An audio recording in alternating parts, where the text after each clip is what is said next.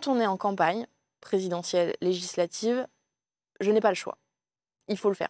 Il faut le faire parce qu'il faut que sur tous les plateaux politiques, il y ait l'un d'entre nous qui porte Là pour porter la parole de la France France Insoumise, notre programme, nos propositions, qui ne les laisse pas débiter des mensonges, qui viennent, s'interposer, entre guillemets, et puis représenter les gens qui nous ont élus, qui nous font confiance, qui pensent comme nous, etc. Donc, pendant les campagnes, je me sens obligée de le faire. Et je pense que ça fait des périodes qui sont bien chargées médiatiquement. Et puis, il y a d'autres périodes de l'année où j'estime que j'ai autre chose à faire. Et donc, je fais des pauses. Est-ce que c'est aussi du temps pour vous, peut-être, pour avoir votre famille, prendre le temps de lire, de voir des amis et se dire qu'on a aussi une vie en dehors de la politique, peut-être? J'aimerais que ça le soit davantage. Je continue de lire pas mal. Mais généralement, du travail se remplace par du travail, quoi. Ok, c'est pas un temps où vous soufflez et vous pensez à vous. Non, pas réellement. Pause, il y a pause dans pause médiatique, mais c'est pas une Ok, il y a pause. juste médiatique, il n'y a pas Ouais. vraiment de pause, si je comprends ce que vous me dites. Voilà. On est en 2022, on le disait, vous commencez à faire des plateaux. C'est également une campagne à nouveau présidentielle pour Jean-Luc Mélenchon. Le soir du premier tour, il n'arrive pas à aller au second tour. Il fait 21,9. Marine Le Pen a fait 23%. Certains se disent on aurait eu quelques jours de plus, ça passait, on y arrivait. Est-ce que c'est la douche froide pour vous le soir du premier tour? Moi, Comment je fais on vit pas. ça? C'est difficile quand même un échec quand on a beaucoup travaillé. Oui, bien sûr, c'est difficile. C'est difficile. C'est pas un échec pour nous, c'est un échec parce que faire une campagne politique, c'est générer de l'espoir chez des gens euh, qui nous portent, qui veulent faire ça, qui veulent qu'on fasse ça, qui veulent faire ça avec nous. Et donc, la déception, c'est que vous passez 6 mois à ouvrir un champ des possibles qui est celui où vous seriez aux manettes et où vous pourriez appliquer un programme pour le pouvoir d'achat des gens, pour la bifurcation écologique, pour davantage de vie démocratique. Donc évidemment, tous autant qu'on est, je pense, quand on fait de la politique, c'est parce qu'on y croit fortement et parce qu'on voudrait avoir cette chance-là, cette opportunité-là. Et le soir d'une élection, c'est comme une fenêtre qui se referme. Moi, je fais plutôt partie des sceptiques par protection, on va dire. Donc je garde la tête froide. Puis j'ai fait plusieurs campagnes présidentielles, donc je pense qu'on s'habitue aussi un peu à cette pression qui augmente en fin de campagne. Je me souviens de cette soirée parce que moi, pour le coup, j'étais en train de faire des médias et que j'étais pas avec mes camarades. Et je me souviens que les plus jeunes pouvaient même pleurer, ceux qui avaient fait très fortement la campagne. Bon, voilà, c'est un moment qui est humainement difficile. Ce qu'il y a de bien aussi, c'est qu'on n'a pas le temps Réalisé. de gamberger des masses. Il faut repartir pour les législatives. Et c'est comme une seconde chance, les élections législatives, quand vous venez de perdre une présidentielle. Et la seconde chance, ça va être la NUPES. Vous allez faire partie de celles pour la France Insoumise qui vont négocier. Comment ça se passe concrètement quand on fait ces négociations? Est-ce que les écolos, les communistes, socialistes, ils arrivent avec une liste de candidats et puis une liste de circonscriptions en disant bah, j'aimerais bien que Madame Michu elle soit dans tel territoire? Comment ça se passe concrètement? J'ai le souvenir de pizza qu'on mange le soir à minuit parce qu'il faut aller très vite pour trouver des solutions et que chacun atterrisse quelque part. Comment on arrive à faire cet accord-là? Cet accord-là, on l'a fait en quelques semaines, c'est allé assez vite. D'abord, on le fait pour des raisons politiques, parce que, à nouveau, l'extrême droite était au second tour de l'élection présidentielle, et parce que chaque organisation politique fait des calculs, des projections, ce que va donner cette nouvelle assemblée, et qu'on se rend compte du nombre de députés d'extrême droite, potentiellement. Et puis nous, on fait aussi cette invitation aux autres forces de gauche, parce que Jean-Luc Mélenchon a fait quasiment, donc vous l'avez dit, 22% à l'élection présidentielle. Anne Hidalgo a fait 1,67. Jadot et les communistes, très peu aussi. Et donc nous, on fait une proposition qui est celle de l'union du nouveau Front populaire, de la NUPES, pardon, Nouvelle Union populaire écologique et sociale, sur la base d'un programme de rupture, qui est celui qui a été plébiscité la veille par 22% des Français, Qui a reçu le plus, plus de 8 plus millions suffrages. d'électeurs. Et c'est pour nous une condition politique à pouvoir faire ensemble. Parce que, évidemment, dans une compétition électorale, on s'affronte avec l'extrême droite, dont on combat de toutes nos forces le projet, avec le macronisme pour les dernières élections. Mais il y a évidemment aussi, quand on part séparément, un rapport de force qui s'opère à gauche. Parce que si on n'est pas dans la même organisation politique, c'est bien parce qu'on ne défend pas exactement la même chose. Et c'est bien normal, et c'est la vie démocratique.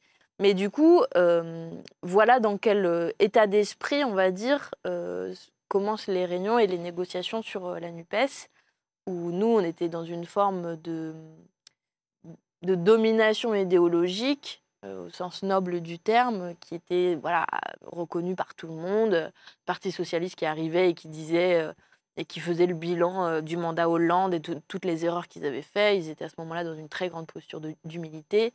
Après 1,67 à l'élection présidentielle, ça aide à l'humilité. Donc voilà, on a des discussions qui sont ensuite des discussions exigeantes, à la fois sur les circonscriptions et à la fois sur le programme. Moi, je m'occupe toujours du programme, donc pas vraiment de la discussion sur Madame Michu, comme vous le disiez, mais il y a une sorte de discussion comme ça quand même. Et puis sur le programme, eh ben, on prend sujet après sujet. Et on arrive à se mettre d'accord au fur et à mesure. Et on arrive à se mettre d'accord au fur et à mesure. Et ça dure longtemps. Et on dort pas beaucoup. Et on mange beaucoup de pizza. Voilà. Vous êtes élu en 2022 à Créteil, dans le Val-de-Marne. C'est une des grosses villes du Val-de-Marne. Vous faites quasiment 65%. C'est la préfecture, tout à fait. Vous faites quasiment 65%. Qu'est-ce que vous dites quand vous êtes député? Est-ce que vous dites, voilà, je vais gagner plus de 5 500 € par mois, je vais passer mon temps dans le 7e arrondissement, qui est un des quartiers les plus chics de France? Est-ce que vous dites, oh là là, il ne faut pas que je m'embourgeoise? Comment est-ce qu'on reste la chambre d'écho des préoccupations populaires quand soi-même, on fait partie des Français les plus riches? Comment on fait ça?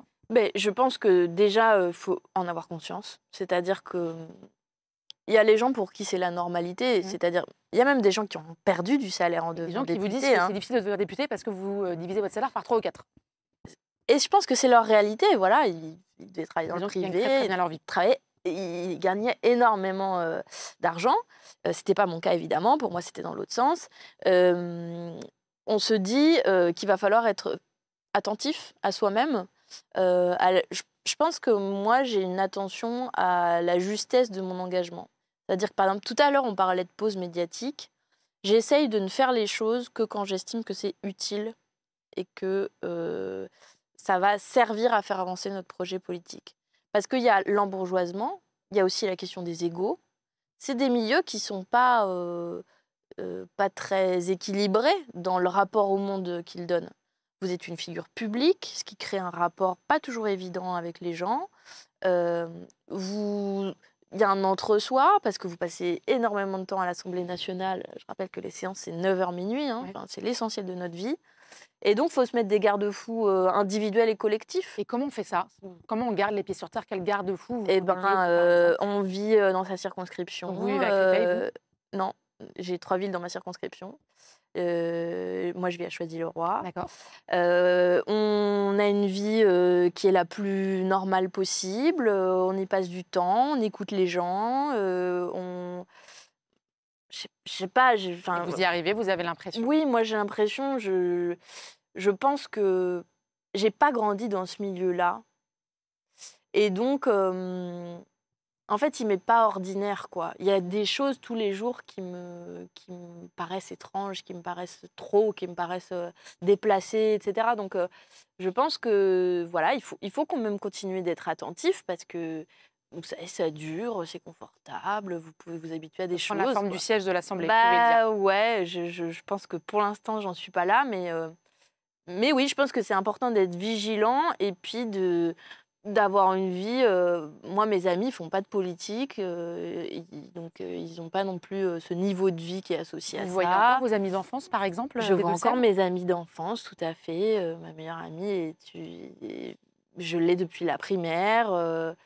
Mon frère, il vit dans les Deux-Sèvres. Mes amis ne font pas de politique. Donc, j'ai aussi un entourage qui est sain, qui me parle d'autres choses, qui n'est pas du tout centré sur ce que je fais. Et je pense que c'est un rapport normal, en fait, à la politique. Voilà. Donc, voilà, je fais attention de différentes façons. Ce que je trouve intéressant, quand vous arrivez à l'Assemblée en 2022, très vite, ça va être le sujet de la réforme des retraites, puisque le gouvernement veut faire passer la retraite de 62 ans à 64 ans. Et de la même façon que vous l'avez fait en 2017, vous choisissez une stratégie de clivage. Je voudrais vous montrer une photo.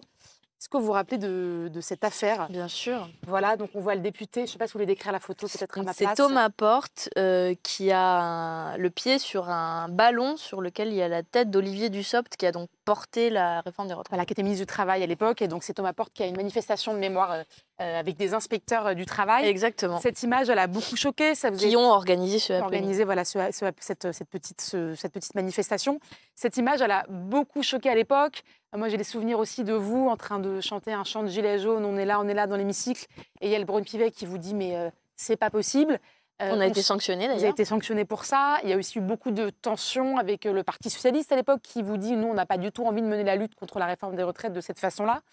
Est-ce qu'à un moment, vous vous dites... C'est marrant parce qu'aujourd'hui, ils n'ont plus du tout envie de mener la lutte contre la réforme. On va en parler après si vous voulez. Peut-être qu'on commence sur la forme et qu'on arrive rapidement au fond. Mais non, mais ce que je trouve intéressant, c'est que vous avez cette stratégie-là toujours de continuer à cliver sur la réforme des retraites en disant c'est une réforme qui va être violente. Nous, on assume d'avoir des outils qui ne sont pas forcément les outils classiques de la politique.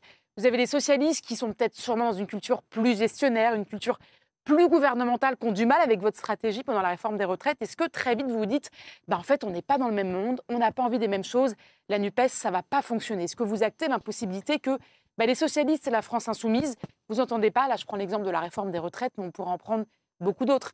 On imagine mal Olivier Faure avec Olivier Dussopt sous son pied, d'autant moins que c'est un ancien socialiste. Mais oui, c'est le genre de scène qu'on a du mal à imaginer. C'est une photo et un ballon de foot. C'est une photo de ballon de foot, vous avez tout à fait raison de le préciser. En fait, la première chose quand même, c'est quand même les indignations à géométrie variable. Enfin, moi, ça me paraît dingue, quoi. Qu'est-ce qui vous paraît dingue? Qu'on soit choqué par ça et pas par le fait qu'il y ait des gens qui avaient travaillé 2 ans de plus et qui vont y mourir. Et qui vont y mourir, en fait. Un quart des gens qui gagnent le moins dans notre pays sont morts avant 62 ans. Pas par hasard de la vie, c'est une statistique du fait des conditions de dureté de leur travail, de pénibilité tout au long de leur vie. La plupart des gens qui se sont émus pour ce ballon de foot ne connaîtront jamais ça de leur vie. Ils ne feront pas partie de cette statistique-là, ni leurs proches d'ailleurs, parce que ce n'est pas leur milieu social. Et donc moi, je trouve que c'est indécent, en fait, de s'émouvoir du fait qu'on chante dans l'hémicycle, qu'on chante un chant populaire qui a été celui des Gilets jaunes, donc de la plus grosse mobilisation populaire des dernières années, et de parfois lever les yeux au ciel quand nous on arrive et qu'on dit imaginons j'ai rencontré quelqu'un dans ma circonscription, voilà le métier qu'il exerce, voilà pourquoi c'est pénible, voilà pourquoi c'est pas possible d'aller jusqu'à 62 ou 64 ans. Vous pouvez quand même comprendre que pour Olivier Dussopt, à l'époque qui est ministre du Travail, ça peut être violent pour lui. Lui, il a dit ça rappelle certaines images. Alors, il parle pas de la guillotine, mais on comprend quand il le dit que c'est ça qu'il a en tête. Et ce que vous dites, c'est vrai que pour lui, peut-être que ça a été difficile et que c'est des images qui ne sont pas forcément agréables à regarder pour lui. Est-ce que ça, vous pouvez l'entendre? En fait, je pense que tu as de la violence physique. Je pense vraiment qu'il faut relativiser. Il n'y a aucune incitation à de la violence physique. C'est des inspecteurs du travail. C'est un propos de manif qui aurait dû rester dans une manif. Mais, c'est un geste de manif. Mais bien sûr, et en fait, c'est aussi une tradition populaire, en fait. Les marionnettes, les chamboule-tout, les représentations, les pancartes. Bon, et encore une fois, ils n'y vont pas, donc ils ne savent pas que ça se passe comme ça. Mais c'est une tradition populaire, mais je veux dire, c'est le carnaval dans notre pays. Ça a toujours été. Les milieux populaires utilisent des représentations, des artefacts pour symboliser et pour personnifier parfois la violence sociale qui est reçue et la façon dont on lutte contre. Mais je veux dire, pour moi, c'est le b.a.-ba de comment on se mobilise, comment on s'oppose. Et il faut bien se dire aussi que la démocratie, le Parlement, c'est une façon de canaliser la violence pour en faire de la violence politique, à proprement parler, et éviter que ce soit de la violence physique, justement. Le fait d'avoir réprimé de plus en plus durement les mouvements sociaux, les mobilisations populaires, jusqu'à aujourd'hui, empêcher que des gens qui brandissent le drapeau de la Palestine puissent manifester, leur arracher violemment, mettre tout le monde en garde à vue quand les gens font des manifestations. Tout ce fait de vouloir museler par la force et la répression les mobilisations populaires, ça fait augmenter le niveau de tension dans notre pays. Juste pour bien comprendre ce que vous nous dites qu'on est dans un moment politique aujourd'hui en France où c'est de plus en plus compliqué de manifester pacifiquement et qu'on a peut-être aussi un monde du travail de plus en plus violent. Non, mais pacifiquement, c'est facile, mais sans se faire nasser, réprimer, gazer, oui, c'est difficile. Le maintien de l'ordre a beaucoup changé ces dernières années en France. Ouais. Et vous dites toute cette violence-là aujourd'hui, elle s'exprime d'une certaine façon à l'Assemblée, elle par est des symboles. Par les symboles que vous prenez. Bien sûr.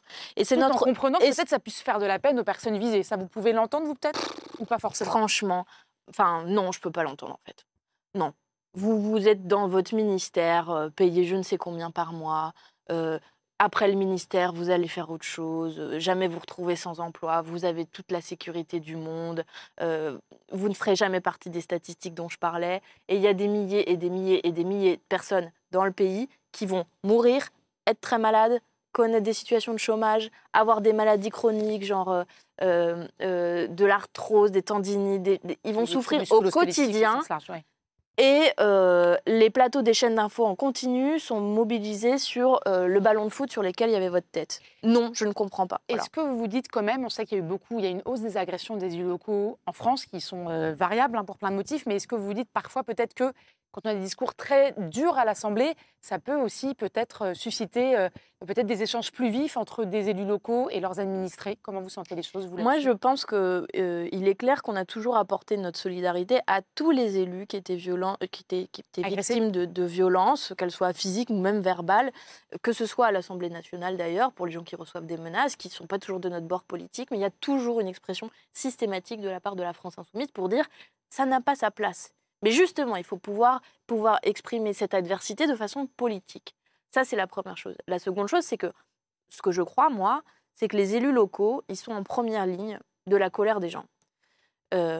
Et donc, en effet, les agressions ont augmenté et elles sont parfaitement inacceptables. Je pense qu'on a un gros problème, notamment de financement des collectivités. Et que, de fait, quand des services publics locaux disparaissent, quand il y a moins d'humains, de gens de proximité, accessibles, qui peuvent vous aider à accéder à vos droits, qui peuvent vous aider à accéder à des services publics qui devraient être assurés par l'État, eh ben, ce sont les élus locaux qui sont à disposition, on va dire, des gens pour avoir ces échanges, et qui parfois, en effet, dégénèrent, et je le redis une troisième fois, qui sont inacceptables. Mais du coup, je pense que c'est la responsabilité de l'État.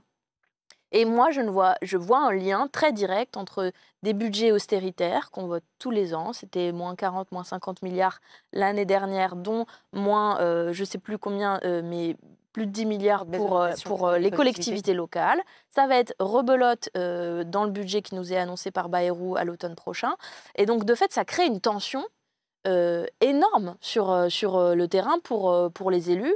Et donc, moi, je pense que notre responsabilité, notamment pour faire baisser ce niveau de tension, c'est en fait mener une autre politique. En résumé, pour vous, vous assumez tout à fait cette stratégie du clivage qui a été notamment théorisée par Chantal Mouffe. Vous dites, on assume de travailler comme ça. Vous faites un lien dans votre question entre nous, je remonte le fil de votre question et la façon dont vous me l'avez posée. Ballon de foot, Thomas Porte, réforme des retraites, chant des gilets jaunes, on arrive à des élus locaux sont agressés. Je ne fais pas de lien entre les deux. Vous le faites peut-être? Non, je ne fais pas de lien. Mais je vous demande pour si moi, c'est deux problèmes différents. Gestes. Je pense qu'il y a un consensus de la Macronie jusqu'à l'extrême droite pour dire que le bruit et la fureur, le clivage de la France insoumise, les coups d'éclat de la France insoumise, tout ça et déshonore la fonction et ajoute de la violence, un niveau de tension dans notre pays. Ben moi, je crois que c'est pas à ça qu'est due la violence et la tension dans notre pays. Je crois au contraire que les gens parfois se disent « Ah ben ils l'ont fait ». Ah ben Delogu a brandi le drapeau palestinien alors qu'il y a un génocide qui est en cours. Ils se sont exprimés à la tribune pour dire que c'était inacceptable, la réforme des retraites, les coupes sur le pouvoir d'achat. Voilà. Je pense que la politique doit être un exutoire et que de cette façon-là, on remplit parfaitement notre rôle. Dernier élément, je voudrais vraiment relativiser la situation actuelle, que ce soit le ballon de foot ou autre chose. Vous lisez des comptes rendus parlementaires, mais même c'est pas nouveau. Mais même sans remonter très loin, vous voyez Christiane Taubira. Il y avait des bagarres, par exemple. Mais il y avait des bagarres. Il y a eu des choses très très bien pendant le mariage pour tous, on l'a probablement oublié. Ils se provoquaient en duel pour aller se battre à l'épée. Donc on s'est déshabitué de ça, vous pensez? C'est pour ça qu'aujourd'hui certaines images peuvent heurter. En effet, je pense que dans la symbolique, il y a peut-être eu un polissage, un vernissage bourgeois qui s'est répandu, qui n'est pas moins violent, hein, je le redis toujours, c'est une violence sociale extrême qui peut être délivrée vraiment de la façon dont il faut le faire, avec les bons mots, etc. Ultra-violence, mais camouflée sur la forme. Et nous, on assume d'avoir des codes qui sont des codes populaires de dénonciation des politiques menées. Est-ce que vous diriez que ces codes de dénonciation, est-ce que vous diriez qu'ils peuvent aussi infuser dans la culture du mouvement? Il y a eu ce livre qui a fait beaucoup de bruit, La Meute. Ce livre, il décrit un fonctionnement assez violent du mouvement. Est-ce que vous dites que tout est faux dans ce livre et qu'on peut adopter des codes où on explique qu'on n'est pas content et reprendre des symboliques populaires très fortes, ce que vous disiez, et en même temps être dans un mouvement où on arrive à se dire les choses posément? Est-ce que vous dites que tout est faux dans ce livre, où il y a quand même des choses où vous dites, c'est vrai que peut-être, parfois, on a pu avoir des discussions entre nous, peut-être un peu violentes? Je n'ai pas lu ce livre, D'accord. je ne compte pas le faire. Je l'ai lu en diagonale pour des passages seulement. Donc, je ne peux pas vous en donner la tonalité, enfin, le compte-rendu précis. Ce que je Vous sais avez des lu gens qui Ouais. l'ont lu précisément, c'est qu'il y a beaucoup de mensonges qui ont été rapportés. On a dénoncé aussi dans ce livre la méthode journalistique. C'est-à-dire que la moindre des choses quand vous parlez des gens, c'est de les interroger pour leur permettre de donner cette version. Ça n'a pas Ça n'a pas été été le le cas? cas pour la majorité des gens qui sont interrogés dans ce livre, qui n'ont pas pu répondre. Donc, j'ai pas vraiment envie de rebondir sur ce livre. Les auteurs ont cherché sans doute à faire vendre un bouquin. Voilà. Pour moi, c'est un épiphénomène. Ce que vous dites, par contre, c'est en gros, est-ce que ces codes visibles vers l'extérieur sont aussi ceux Peuvent qu'on infuser dans le adopte en fonctionnement du interne, mouvement. en gros. Et la réponse est oui et non. C'est-à-dire que, par exemple, le fait d'assumer de reprendre des traditions populaires, des pancartes, etc., toute cette réflexion-là, elle est très importante pour nous en interne, y compris dans qui peut participer au mouvement de la France insoumise. Il ne faut pas avoir un bac plus je ne sais combien. Si vous êtes militant, que vous arrivez, que vous êtes sincère, que vous avez envie de venir avec vos convictions, vous pouvez le faire comme ça. C'est aussi la différence entre la forme parti, la forme mouvement qui permet l'adhésion beaucoup plus simple et libre. Ensuite, sur la façon dont on fonctionne en interne, elle est, je pense, vraiment très éloignée des caricatures qui ont été faites sur la France insoumise. Enfin, par exemple, pour ne prendre qu'un des reproches qui nous est traditionnellement adressé sur la question de la démocratie interne,